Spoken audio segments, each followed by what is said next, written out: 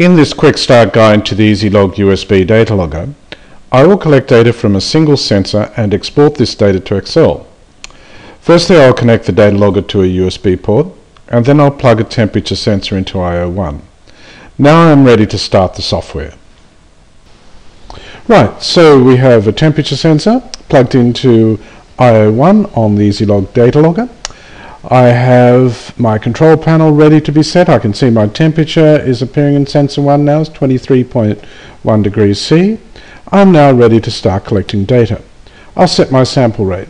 Let's make it 25 samples per second. It's not that critical.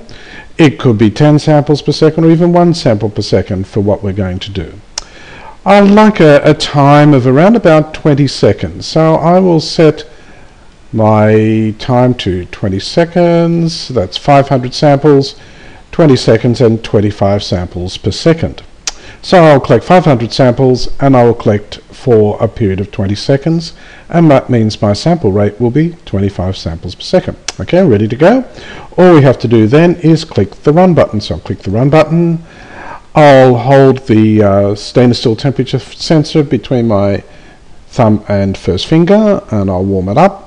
We can see the temperature changing now, and it's getting up higher and higher and higher. Okay, continues to rise. We're nearly at 20 seconds, and we've finished that collecting that data, and it was that easy to collect data.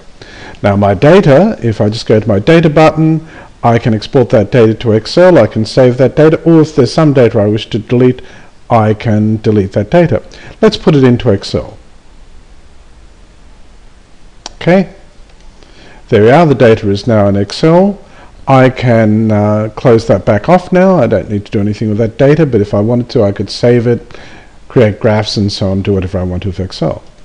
My data grid displays my data down the left hand side, and so there's my data table there. I'll turn that off for the moment so I can do some work in the graph.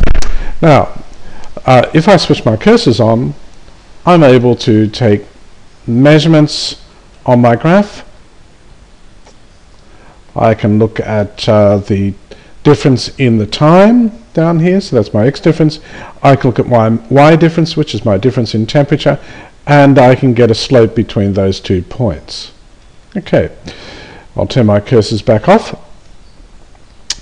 If I want to, I can zoom into that data, and then I can switch to panning, and I can pan my graph in both the X and Y axes, so I can move along my data and back and forth along with my data. That's very useful when looking at certain data.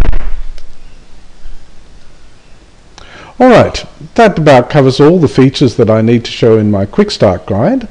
Please have a look at some of the other videos on different aspects of collecting data with the Ezilog USB. Thank you, and good luck with your Ezilog.